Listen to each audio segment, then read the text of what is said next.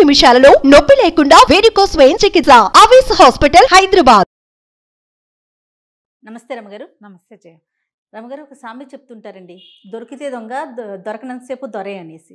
ఎవరైనా అంతేగా. అంతేగా, దొరికితే దొంగే, దొరకకపోతే ఏమీ లేదు.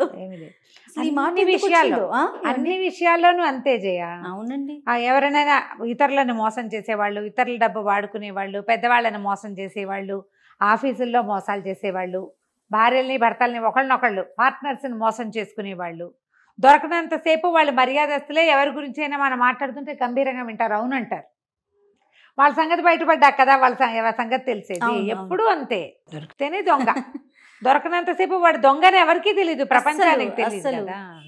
లోక సహజమైన విషయం అది, ఎప్పుడు చూస్తాం మనం. ఇలా కనెక్ట్ అయ్యేలాగే ఉన్న స్టోరీస్ ఉన్నాయండి. బోల్డ్ అని దొంగల కథలు ఎన్నో. చందమామలో పూర్వం 1000 ఏళ్ల క్రితంట ఒక దొంగ ఉండేవాడు. గజ దొంగ వాడు, మామూలు వాడు కాదు. కంటికి తెలియకుండా పాపలు తీయగలడు వాడు, అలాంటి వాడు. అయితే ఏం చేసేవాడు, వాడు దొంగతనం చేసి ఇదిగో వచ్చా, ఇదిగో నేను వచ్చాను అని రాసేవాడు అక్కడ. ఓరిని ఇదిగో వచ్చాను అది అని రాసి పెట్టేవాడు. రాసి పెడితే క్రమంగా ఇదిగో వచ్చాడని చెప్పుకునేవారు. అదే వాడి పేరైపోయింది. ఎంతంత దొంగతనాలు చేసేసేవాడు. ఇక వెండేమిటి, బంగారం ఏమిటి, వజ్రాలేమిటి, వైఢూర్యాలేమిటి వెర్రెత్తినట్టు పోయేవి. ఒకే సందులో ఆల్టర్నేటివ్ ఇళ్లలో దొంగతనాలు. ఈ సందులో ఇవాళ, వచ్చే సందు వెనక సందులో మర్నాడు, 3వ రోజు కూడా మళ్ళీ. మామూలుగా దొంగతనాలు ఎట్లా చేస్తారు, ఒక రోజు చేశాక మళ్ళా కొన్నాళ్ళ వరకు సద్దుమణిపోతారు. అవునవును, పట్టుకుంటారు. రక్షక భటులు తిరిగినా సరే వాడికి భయం లేదు. బొగ్గు పెట్టి రాయడం మాత్రం మానేవాడు కాదు. అయితే అలా ఉండగా ఉండగా వీళ్ళు నగరం అట్టుడికిపోయింది. న్యాయాధిపతులంతా అట్టడు వాడిని ఎవరినో పట్టుకోవాలని చాలా డామ్డేమని కేకలేశారు. సరే, సైనికులంతా చాలా కష్టపడి మాటేసి అదేసి ఇదేసి మొత్తానికి ఎప్పటికో ఒక 7-8 నెలలకి, అంటే ఈ గట్టి పట్టు మొదలయ్యాక 8-9 నెలలకి వాడిని పట్టుకున్నారు. వాడిని కాదు, ఒకరిని పట్టుకున్నారు. పట్టుకునేసరికి తీసుకుపోయారు. న్యాయాధికారి దగ్గరికి వెళ్తే వాడన్నాడు, బాబు వీళ్ళు మీరు ఎవరో ఒకళ్ళు పట్టుకోండి అంటే వీళ్ళు నన్ను పట్టుకున్నారండి. వాడిని పట్టడం వీళ్ళ వల్ల అయ్యే పని కాదు. ఎవరి వల్ల కాదు, నేనేనని వీళ్ళకి ఎలా తెలుసు? నన్ను దొంగతనం చేస్తుండగా పట్టుకోవాలి, అనుమానితుడిగా పట్టుకున్నారు, నేనేనని మీకు చూపిస్తున్నారు. నేను కాదన్నాడు వాడు. ఈ సైనికులంతా వీడేనండి మేము 4 రోజులు అనుమానితుడిగా చూసిన తర్వాతేను వీడిని మేము పట్టుకున్నామండి అని వాళ్ళంతా గట్టిగా చెప్పారు. ఇప్పుడు ఒకరోజు దొంగతనం జరిగింది, ఎక్కడ వాడు కనపడ్డాడు. దొంగతనం చేస్తూ కాదు, సీన్లో ఉన్నాడు వాడు. ఓకే, దొంగతనం జరిగిన సీన్లో ఉన్న వాళ్ళందరినీ అనుమానించాలి కదా. అంతేగా, అందరినీ అనుమానించి ప్రశ్నించాం.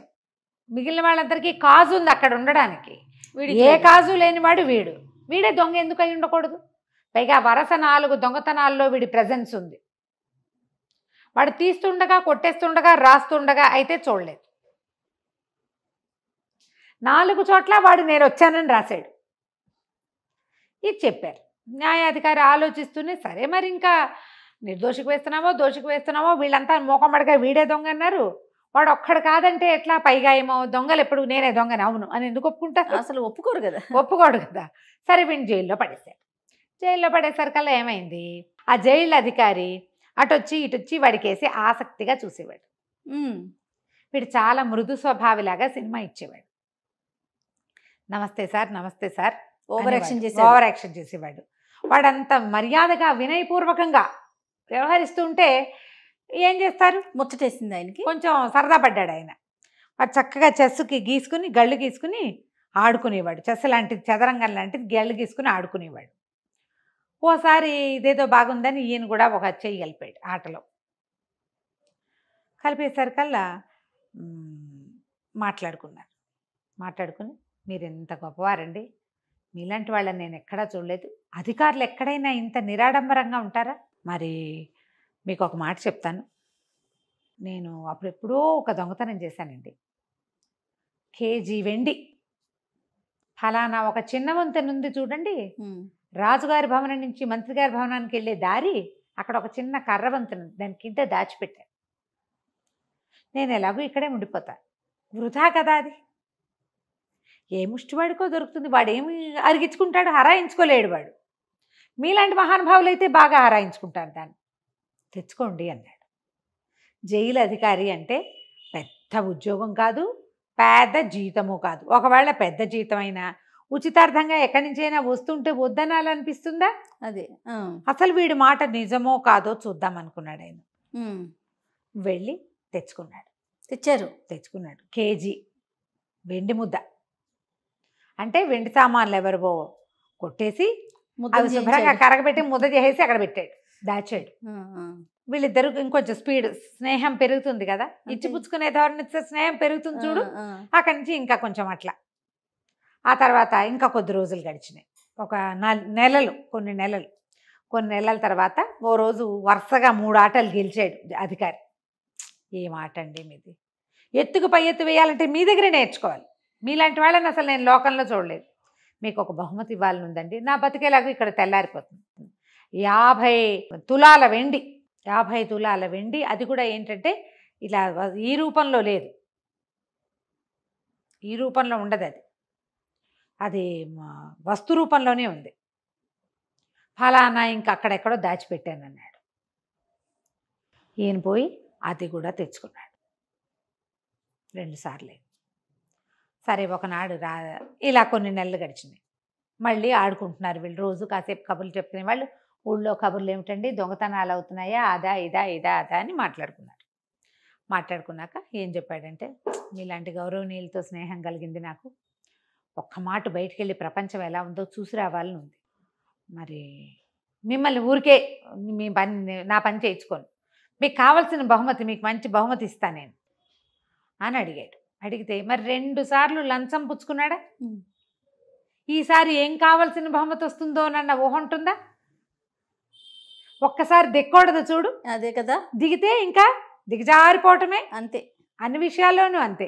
ఈయన బాగా ఆలోచించి ఏమన్నాడు, సరే వెళ్ళిరా, నా ఉద్యోగం మీదకి వస్తుంది సుమి, ఉద్యోగమే కాదు నా ప్రాణం మీదకి వస్తుంటే. అయ్యో మీరు ఇంత గొప్పవారు, ఇంత స్నేహితులు, రోజు నాతో చదరంగం ఆడతారు, నేను మిమ్మల్ని ఎందుకు ఇబ్బంది పెడతాను? ఏమీ ఇబ్బంది పెట్టను, నేను వెళ్ళొస్తా అన్నాడు.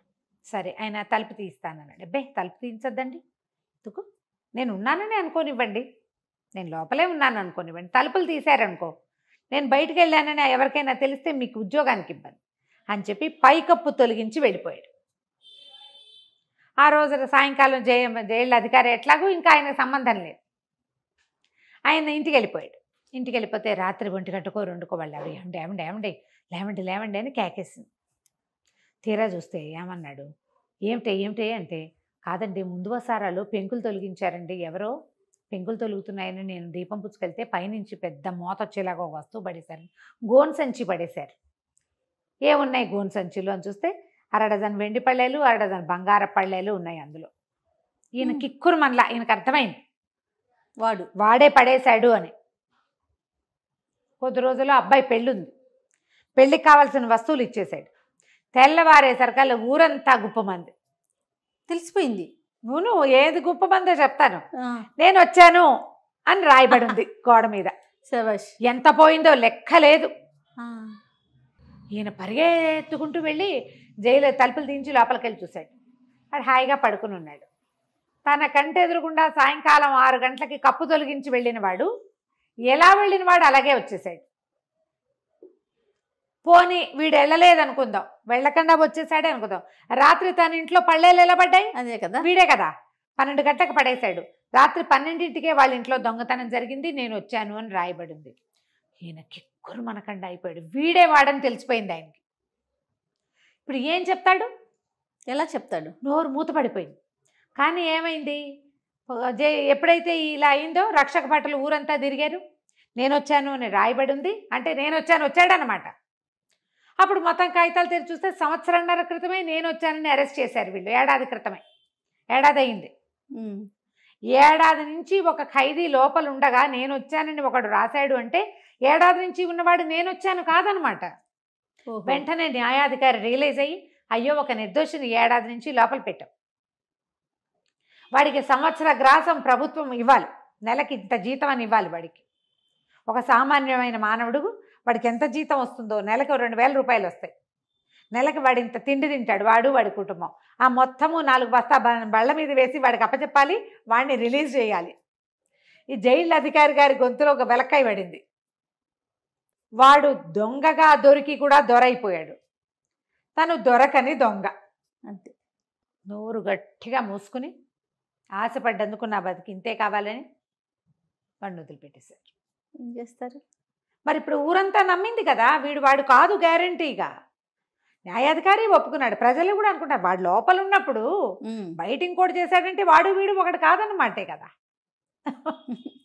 ఆడు హాయిగా దర్జాగా బయటికి వెళ్ళిపోయాడు.